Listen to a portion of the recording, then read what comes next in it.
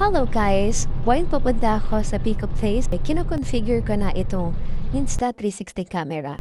And by the way, this is me joining a trip of Northern Luzon for about 5 days in 5 different provinces in the Philippines. I rented Insta360 camera for this trip since I considering buying camera. So, eto, nag-breakfast na kami and nasa Nueva Vizcaya na kami na. So, Jollibee yan. And yung katabi ko is Joiner din siya. Capital ng Nueva Vizcaya. So, maglibot-libot muna ako dyan habang yung aking mga kasama ay nagpipicture din sa mismo Kapitolyo.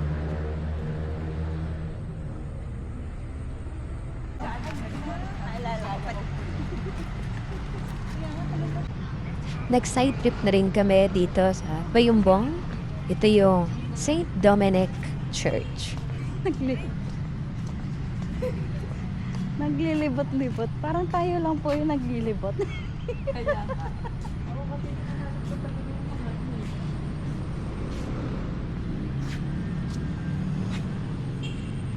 Pala, kinabit ko na yung stick. Hihirapan ako eh. Oh, parang nakaganon lang. Kaya nga eh, gaganon lang ba naglalakad. Oo. Mamaya. Here is papunta naman kaming Lintuan Falls. Ito ay sa Quezon, Nueva Vizcaya. So ako yung nasa pinakadulo kasi gusto ko rin kasi i-capture sila mo lahat. Actually sa van pa lang nakikita ko na may mga batis-batis somewhere. So it's a sign na meron talagang something water nature na malapit.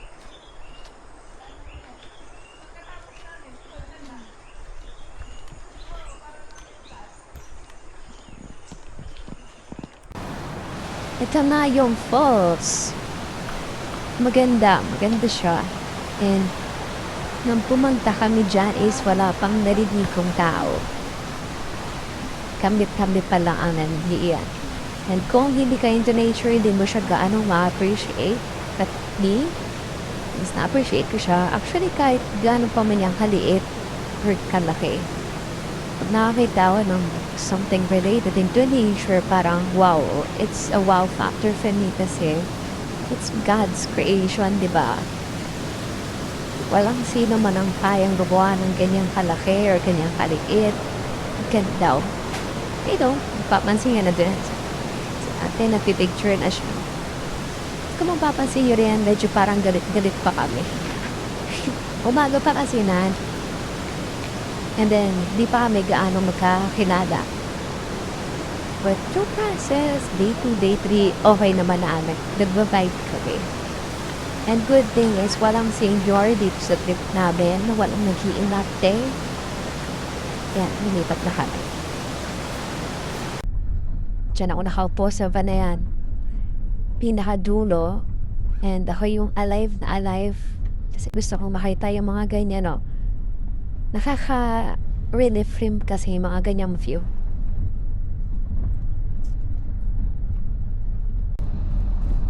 Ayan, inaantok na ako. It's a lunch time. Kasi halos 3 hours din yung biyahe natin from Nueva Vizcaya to Isabela.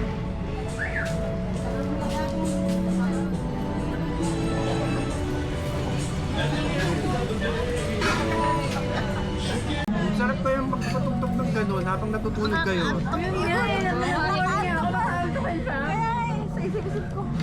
Mas relax ako doon.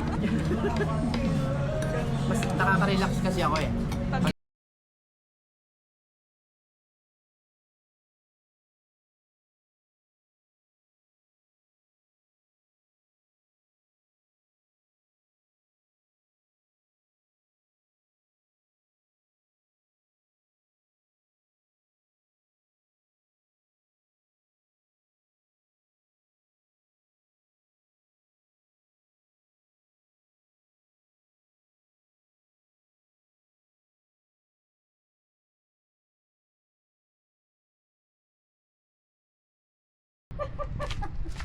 Hirapan.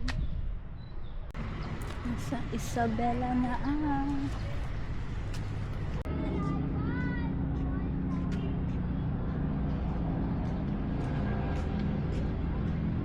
here at Queen Isabel Park. Pwede mag-picnic oh. Abot na yan yung mahaba ang paa. Abot niya yan. Hindi na kailangan ano. Oh.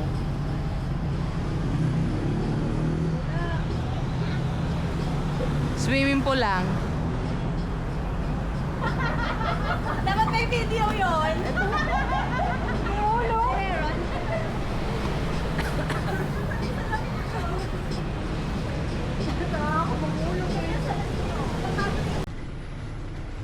Ganto-ganto siya, oh. First customer.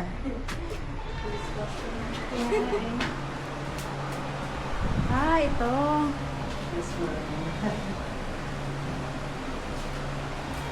Dahil gusto namin magsuot ng ganon ay kasama na rin yung pagpapaayos nila sa amin. So around 25 ata or 50 yung bayad. Hindi kakasal.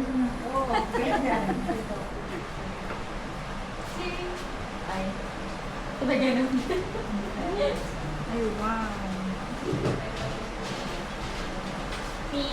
Walang ipit ko ng ganito. High school pa ata eh. Ang lapad kasi ng noo ko. Ang galing naman yung mga paayos pa na.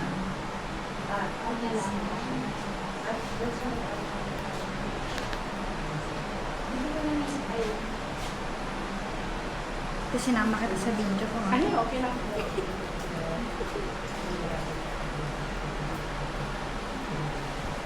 Ito nga pala ay sa Japanese tunnel. Ilagan ito. And kasama sa tour na to ay yung papasok kayo sa tunnel mismo. And don't worry kasi maikli lang naman siya. Hindi siya yung kagaya dati na mahabang lakbayin. Ngayon kasi is naputol siya. Kumbaga maikli na lang yung tunnel niya kasi may mga school na rin kasi malapit na pinagtayuan. So, apektado dun yung tunnel and sadly, hindi na yun na-preserve ng taga-Isabela noon. Based sa aming tour guide, no, habang kami ay nasa tunnel, is grabe din pala yung mangyari dun sa loob ng tunnel na yun. Doon ay may nakita kami parang kulungan, which is sa loob ng kulungan is pinahihirapan sila.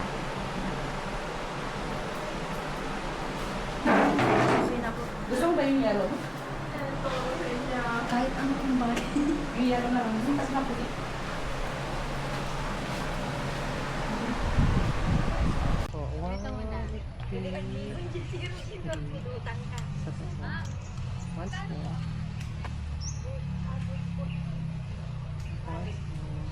Okay, are you ready? Wala pa tayo. Sa ate. Hindi na siya, After the tunnel is pumunta na kami ng Tumawini Church. Beside the church is nagkape muna kami. saan siya galing? Cebu. Ang meron na ano po, flight. Pero ano, hindi yun ang sinakyan niya. Nag-Manila pa. Yan ang bagay na hindi ko ata magagawa. Kasi sayang. Kalimitan, pinipicturean ko yung ano, history ba? Tapos pag ano,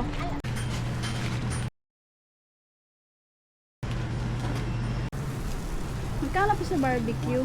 25 ma'am.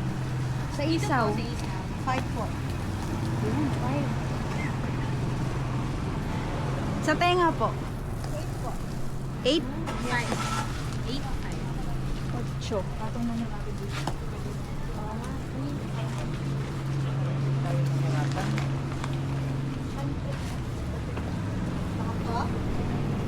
Take out, sir? Uy, Ito na lang yung dinner ko ni. Ay. Ay, 4.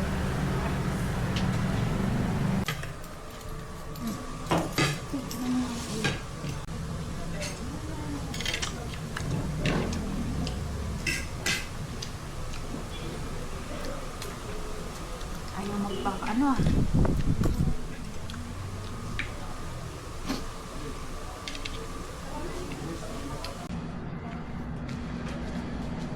Favorite din ito.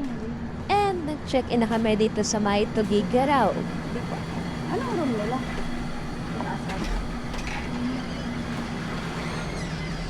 Buti sa baba lang tayo. Nakakapagod.